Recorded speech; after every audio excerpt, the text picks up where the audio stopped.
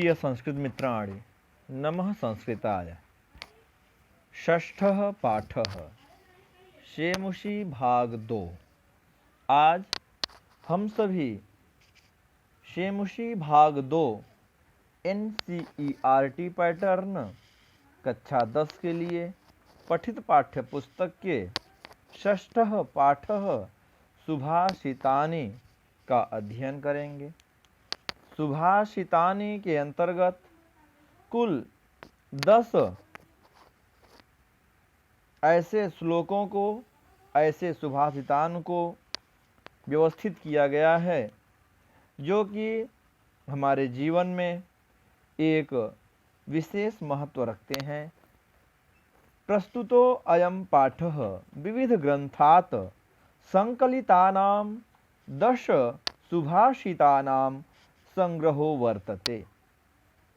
संस्कृत साहित्ये सार्वभौमिकं सत्यं प्रकाशयितुम् अर्थगाम्भीर्ययुता पद्यमयी प्रेरणात्मिका रचना सुभाषितमिति कथ्यते। अयं पाठांशः परिश्रमस्य महत्त्वं, क्रोधस्य दुष्प्रभावः, सामाजिक महत्त्वं, सर्वेषां वस्तूनां उपादेयता, बुद्धेः वैशिष्ट्यम् इत्यादीन् विषयान् प्रकाशयति।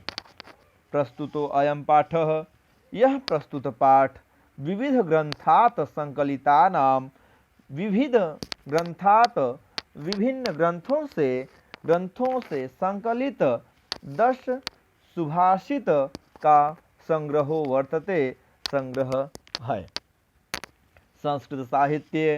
संस्कृत साहित्य में सार्वभौमिकम सत्यम प्रकाशयितुम, सभी तरफ सत्य को प्रकाशित करने के लिए, अर्थ गांभीर्ययुता, अर्थ की गंभीरता से युक्त पद्यमयी प्रेरणात्मिका रचना, पद्य में प्रेरणात्मिका, प्रेरणा भरने वाली रचना सुभाषितम इति कथ्यते, सुभाषित कही गई हैं। अयं पाठांशः, इस पाठ अंश में परिश्रमस्य महत्त्वं, परिश्रम के महत्व को, क्रोधस्य दुष्प्रभावः, क्रोध के दुष्प्रभाव को, सामाजिक महत्त्वं, सामाजिक महत्वता को, सर्वेषां वस्तूनां उपादेयता, सभी लोगों में जो वस्तुएं हैं, सभी लोगों में जो व्यक्ति हैं, उपादेयता, उन सभी की महत्व, बुद्धेः वैशिष्ट्यम, बुद्धि की विशेषता, इत्यादीन, इस प्रकार ही इन सभी विषय को प्रकाशयति, प्रकाशित किया गया है। इसके बाद एक एक करके हम सभी सुभाषितानि के अंतर्गत आए हुए 10 श्लोकों का अध्ययन करेंगे। हम शुरुआत करते हैं अपने प्रथम श्लोक से।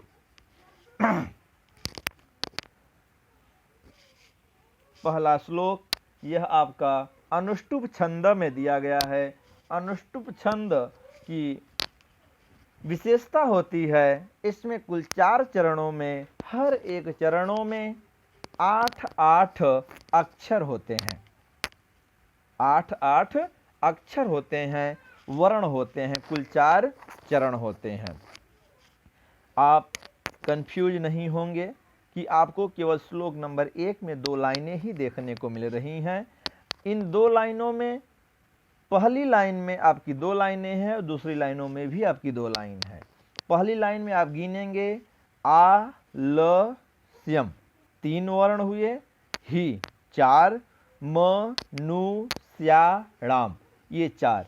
तो आलस्यम ही मनुष्याणाम, आलस्यम ही मनुष्याणाम, ये आपके 8 वर्ण, 8 अक्षर होते हैं। आगे है स, री, र, स्थो 4 वर्ण, म, हान 2 वर्ण, री, पुह 2 वर्ण। तो कुल मिलाकर के 4, 2, 6, 2, 8 वर्ण। आपको पता है कि वर्ण गिनते समय जो अर्ध अक्षर होते हैं, जो अर्ध वर्ण होते हैं, उनकी गिनती आगे आने वाले वर्ण के साथ होती है, अर्थात उनकी अलग से गिनती नहीं होती है। आपने जब गुरु वर्ण और लघु वर्ण पढ़े होंगे तो वहाँ पर आपको इसकी विस्तार में चर्चा अवश्य की गई होगी। आगे है नास्त्युद्यम समो बंधुः। अब देखिए यहाँ पे नास्त्युद्यम समो बंधु, तो ना एक हो गया, स्त्यु एक हो गया, कुल मिला के 2, द्यम 2 4, समो 4 2 6, बंधु 6 2 8। तो नास्त्युद्यम समो बंधु ये आपके 8 वर्ण हैं। कृत्वा में 2 वर्ण, यम 1 वर्ण, तो कुल 3 वर्ण हो गए।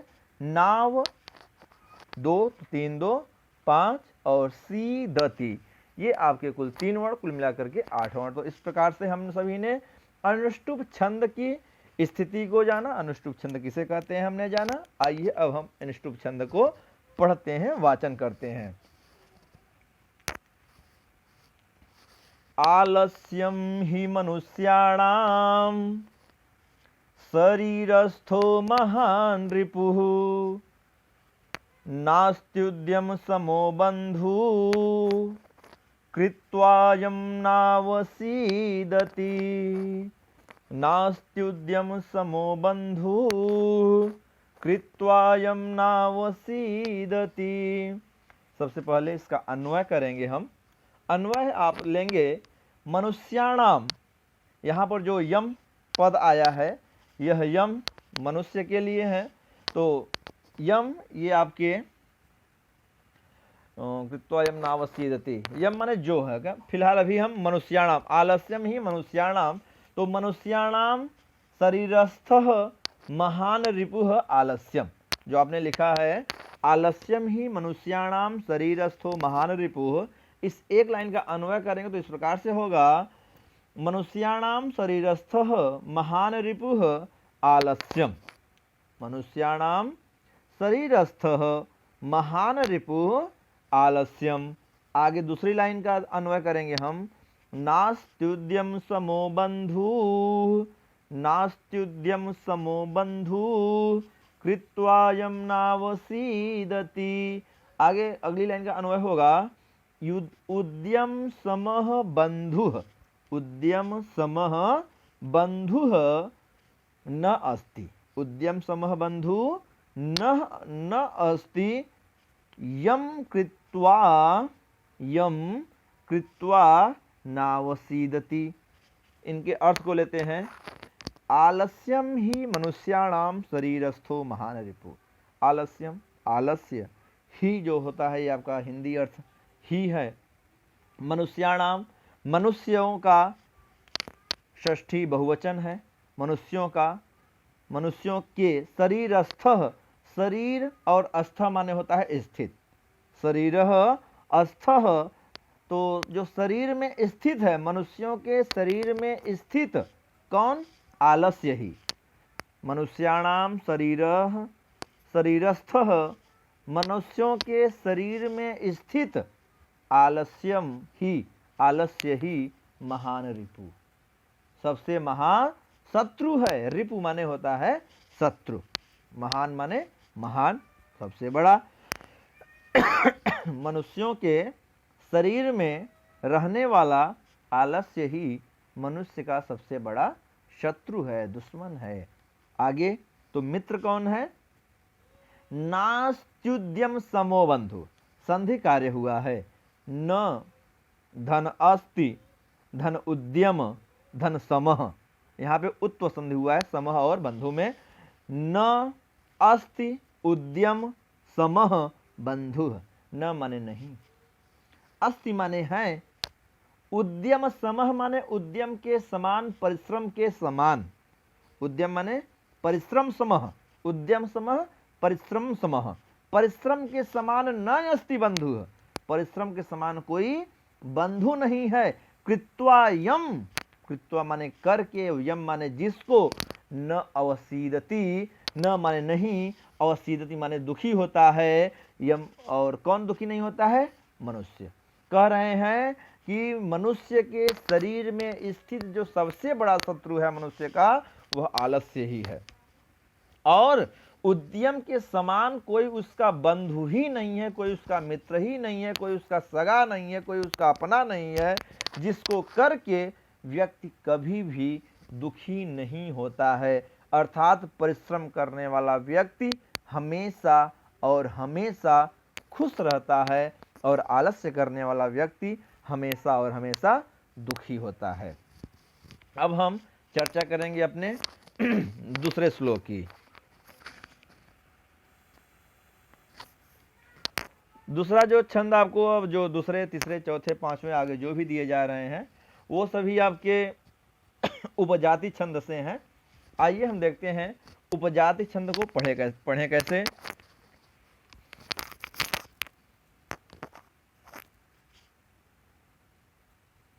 गुड़ी गुड़म वेत्ति न वेत्ति निर्गुणो बली बलम वेत्ति न वेत्ति निर्बलः पीको वसन्तास्य गुणं न वायसः करी च सिंहस्य बलं न मूषकः करी च सिंहस्य बलं न मूषकः गुड़ी गुड़म वेत्ति न वेत्ति निर्गुणो बली बलम वेत्ति न वेत्ति निर्बलः पीको वसन्तस्य गुणं न वायसः करी च सिंहस्य बलं न मूषकः।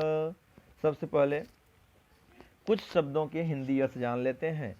गुड़ी, गुड़ी ये आपका विशेषण है और एक ऐसा विशेषण जो संज्ञा पद को भी धारण करता है, अर्थात गुड़ी जो गुणी होते हैं, गुड़ी जो गुणी होते हैं अर्थात गुणवान लोग, गुड़ी जो गुणी होते हैं अर्थात गुणवान लोग।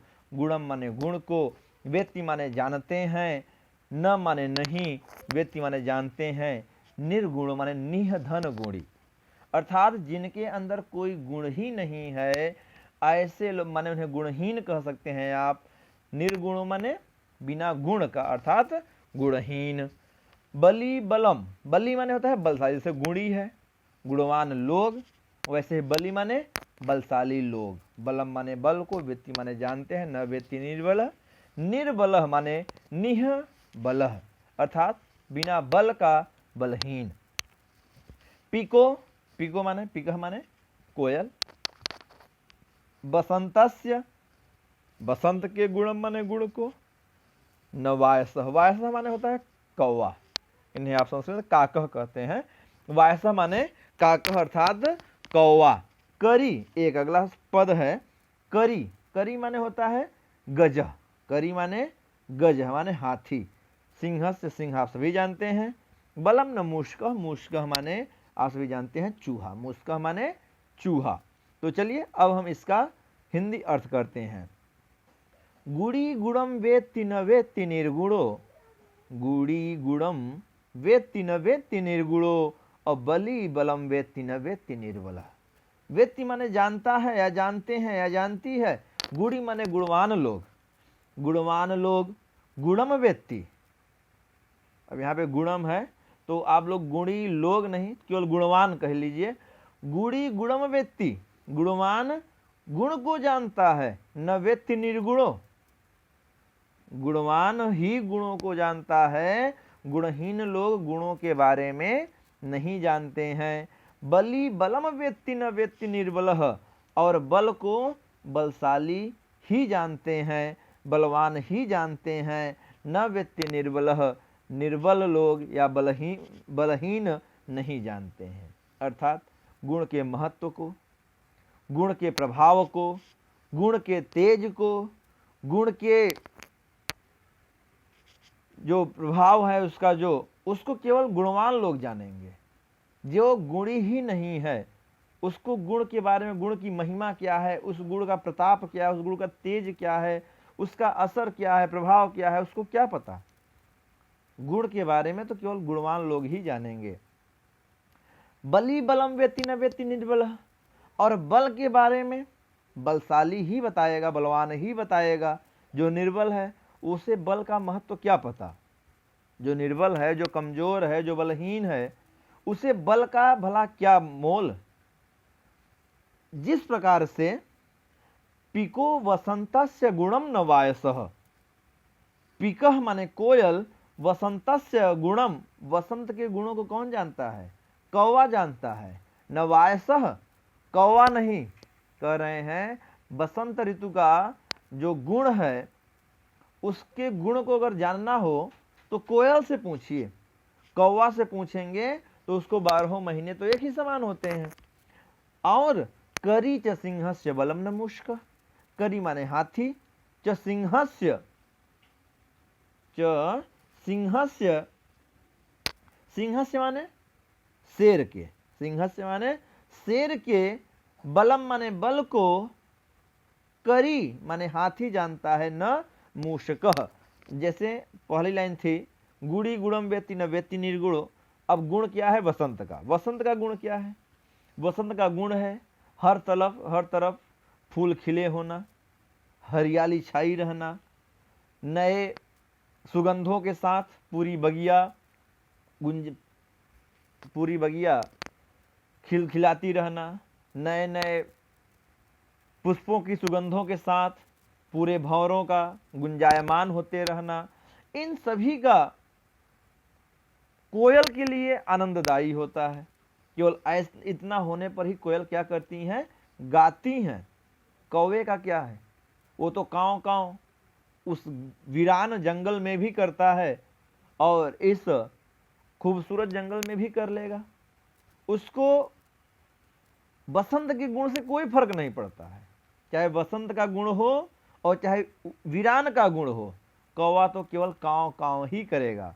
लेकिन ये कोयल अगर बसंत का गुण होगा तो बड़ी मीठी आवाज में देर तक गाती रहती है और अन्य समयों में कोयल की आवाज सुनाई तक नहीं देती है।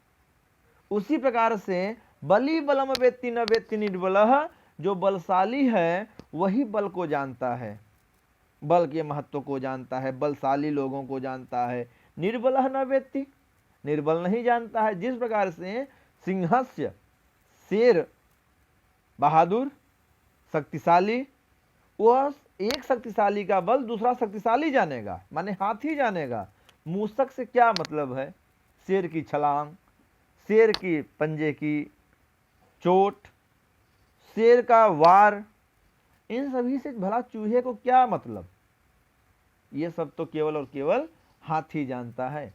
तो यही हमारे श्लोक का अर्थ है कि अगर आप किसी भी गुणों को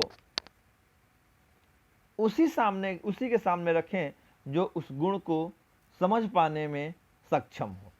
क्योंकि एक कहावत भी है, भैंस के आगे बीन बजाना भैंस खड़ी पगुराए। अगर आप निर्गुण के सामने किसी गुण का बखान करेंगे तो उसके पल्ले कुछ भी पड़ने वाला नहीं है। आइए अब हम सभी तीसरे श्लोक की ओर आगे बढ़ते हैं।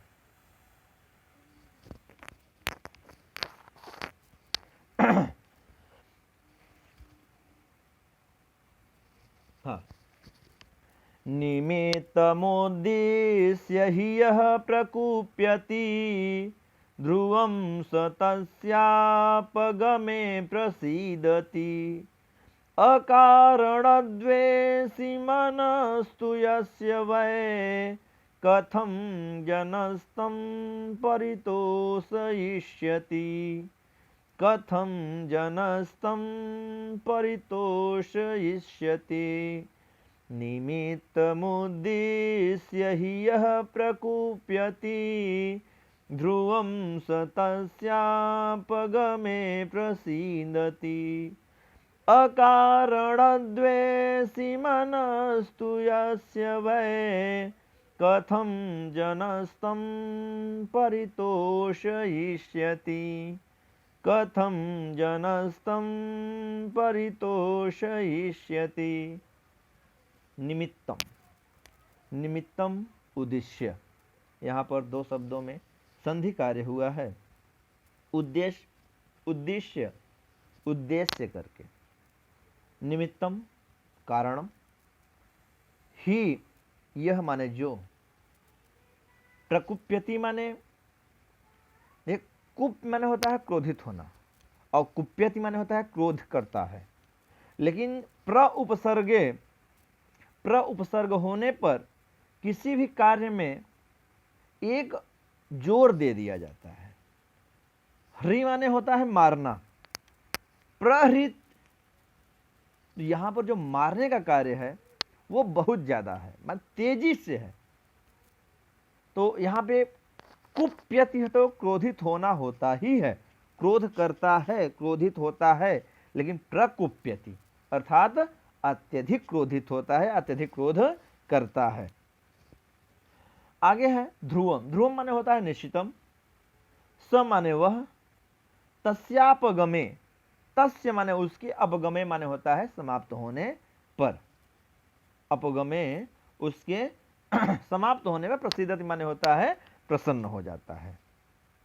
हम अभी आपको शब्दार्थ बता रहे हैं, हम श्लोकार्थ इसके बाद चर्चा करेंगे। अभी हम पहले शब्दार्थ जान लेते हैं, उसके बाद हम श्लोकार्थ करेंगे। अकारणत द्वेषी, अकारणत द्वेषी, अकारणत अकारणात, अकारण ही द्वेषी। द्वेष माने होता है ईर्ष्या रखना, द्वेष माने ईर्ष्या रखना। मनस्तु, मनः धन तू, मनः धन तू, यस्य जिसका, कथम माने कैसे, जनस्तम जनः लोग, तम उसको, परितोष इष्यति, परितोष इष्यति अर्थात परितोष करता है, करेगा उसको। यहाँ पे आपका लिट लकार है, तो कैसे उसको परितोष करेगा, उसको कैसे संतुष्ट करेगा, उसको कैसे प्रसन्न करेगा। तो परितोष इष्यति माने होता है प्रसन्न करेगा या संतुष्ट करेगा। आइए हम इसके अर्थ को जानते हैं।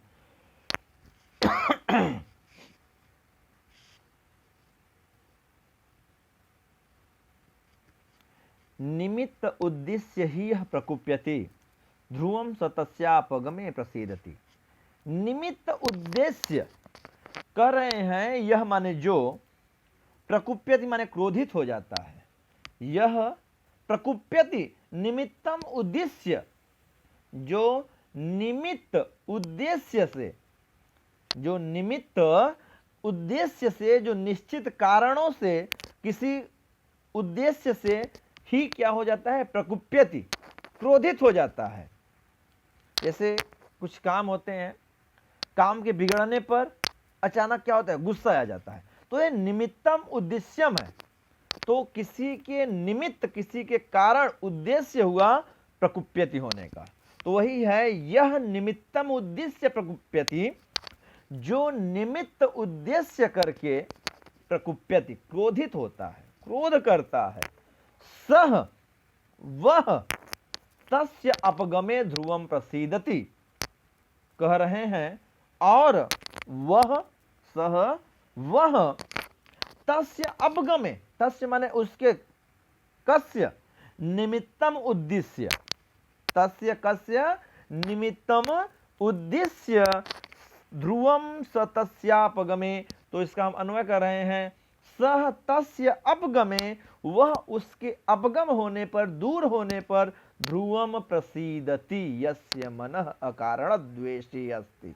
कह रहे हैं तस्य अपगमे प्रसीदति ध्रुवम, उसके दूर हो जाने पर, चले जाने पर, किसके चले जाने पर, निमित्तम उद्देश्यम, जिस कारण से वह क्रोधित हुआ था, उस कारण के चले जाने पर, हट जाने पर, समाप्त हो जाने पर, खत्म हो जाने पर, ध्रुवम प्रसीदति, निश्चित ही क्या होता है, प्रसीदति प्रसन्न हो जाता है। आगे है अकारण द्वेषी मनस्तु यस्य वै, तो यस्य माने जिसका, मनस्तु मनः, मनस्तु मनः धनतु, जिसका मन, जिसका मन अकारण द्वेषी, अकारण ही द्वेष करता है।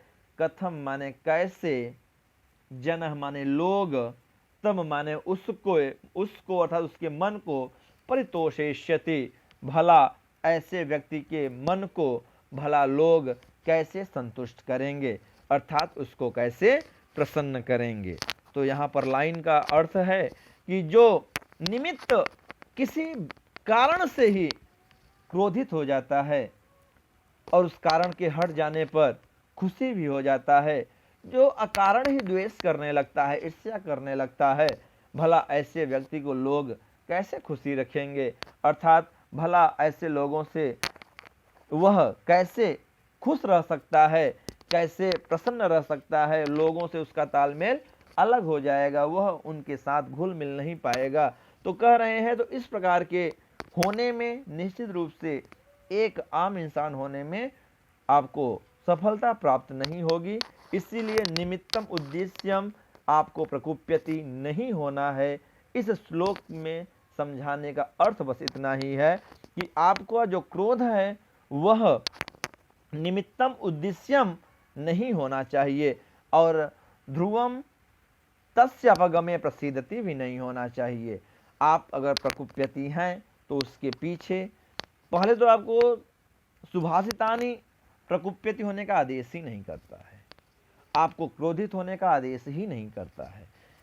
अगर आप विकट परिस्थितियों में कुप्यति होते हैं तो वह क्रोध किसी पॉइंट मात्र से नहीं होना चाहिए, उद्देश्य मात्र से नहीं होना चाहिए कि आपने मुझे आज ये नहीं दिया, मैं आपसे क्रोधित हूं, और आपने मुझे ये दे दिया तो अच्छी बात है, मैं अब आपसे खुश हो गया हूं, चलिए ठीक है, नॉर्मल जैसे रहते थे वैसे रहने लगेंगे। तो यही है निमित्तम उद्देश्यम प्रकुप्यति और तस्य अपगमे प्रसीदति। तो ये तो था आपका श्लोक नंबर 3, और अब हम नंबर 4 की बात करेंगे, लेकिन फिलहाल इस वीडियो में इतना ही। और अब जो वीडियो आपका चौथा, पांचवा और आगे की जो शेष वीडियोज हैं उन सभी की चर्चा हम अगले वीडियो में करेंगे। तब तक नमः संस्कृताय।